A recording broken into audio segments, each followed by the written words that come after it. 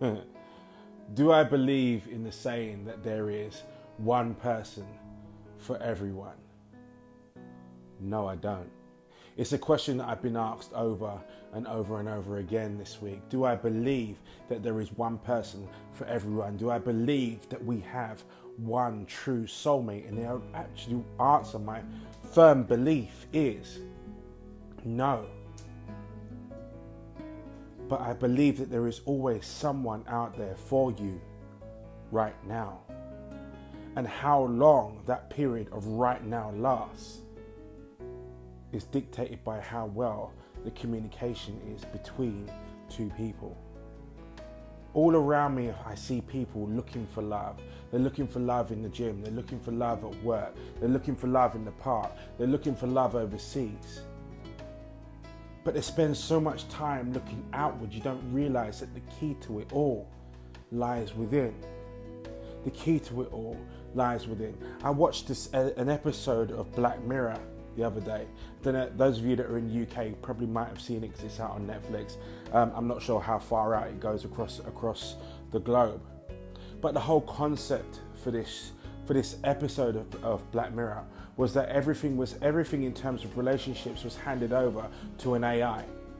So the AI would arrange a meeting between two people based on personalities. You'd meet at a restaurant and both of you would tap on your phones or tap on your little electronic device that told you how long you had to stay with that individual. And as long as you were on the program, you had to operate by the rules of the program. So therefore, if the thing said 5 years, you were with this person for 5 years, whether you hit it off the cuff or not. If you bumped into this person and you hit it off within the first 5 minutes, and it said you got 36 hours, you had 36 hours. And that's exactly what happened to this beginning two couple. They came together and they had 36 hours and they had a ball for 36 hours, and then they had to go their separate ways. And as they went their separate ways, they went on to different relationships. So the next relationship that the guy got into was 5 years long. But that 5 years started off with two people that had so much friction between the two of them that they really wanted to just slap each other silly. But they had to stick it out for 5 years because that was the rules of the program. Despite the fact that he knew that he wanted this other woman. She got paired up with some other guy and she was with him for 3 years. And even though the relationship between her and the new guy started off all nice and hot, as time went on, it got sour. She fell out of lust and out of love with him.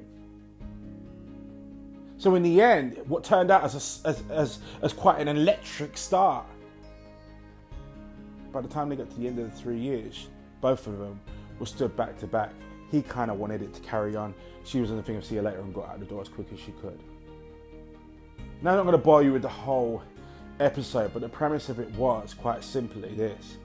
She went through various different relationships. So did he. But although the fact that the two of them were destined to be together, because that's what happened in the end, the other relationships were required to build the individual to the person that they ultimately needed to be in order to be with the person that they're ultimately supposed to be with.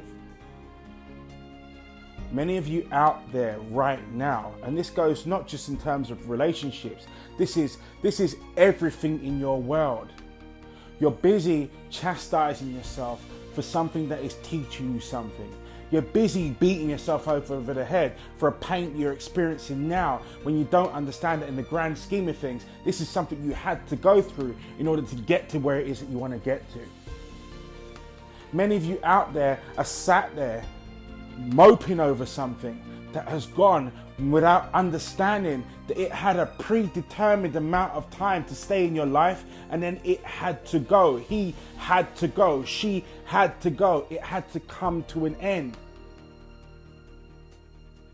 Because what you're supposed to do, what you're supposed to be, the person you're supposed to be with, can't step into your world when there is a temporary landlord.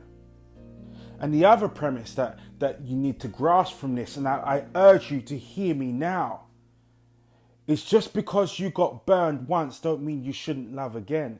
Just because you got your heart bruised right now doesn't mean you shouldn't love in the future. So many people I speak to, so many, practically on a day-to-day basis, you've cast love as the problem. You've cast love as the problem. When I fall in love, I get hurt. No, when you fall in love with the person you're not supposed to be with, you get hurt. When the two personalities or the two visions or the two goals or the two people don't communicate, you get hurt. It's not love that hurt you. Love by definition does not have a negative bone in its body. Love by definition is pure. But let's be honest, a lot of the times when we get into relationships, we don't come into it from a pure stance. We don't come into it with a pure heart. We come into it with baggage from where we've been from before. We come into it with bruised from where we've been before. We come into it with our armor raised and our guns loaded because we got hurt before. Hear what I'm saying? Love does not have a negative bone in its body. So if you're coming into a love situation with confrontational expectations, love can't live there anymore. So maybe what you need to take a look at and ask yourself very honestly did your actions match your words when you said, I love you? Did your actions match your words when you said, I'm ready for love? Could it possibly be that the reason as to why this has not turned into something magical is because really and truly in your heart of hearts, you're still fighting the ghosts that used to occupy your halls? When you come into a relationship, they say honesty is the best policy, but that honesty, you need to realize, starts at home. The honesty starts with yourself. You need to be honest with yourself enough to go, you know what, I'm not ready. You need to be honest enough with the other person to say to them, I've been hurt. Don't blanket over your past, because you don't know if that story, you don't know how crucial that story with that individual that hurt you is. Within that story, within that pain comes the lesson and also the opportunity to move forward and create something truly fantastic with someone that matches your vision, your goals, and is truly in line and aligned with your own center. Don't get me wrong, I'm a firm understanding that, love ain't easy. Love and life, for that matter, isn't easy. It's hard. But it's worth it. And when you find it, when you truly find someone that just the thought of them entering a room lights your world alight, then you know. But I will tell you this for free as I come off of this recording right now. If you've stepped into present day dressed in the clothes of the past, you can't expect the smells not to follow you.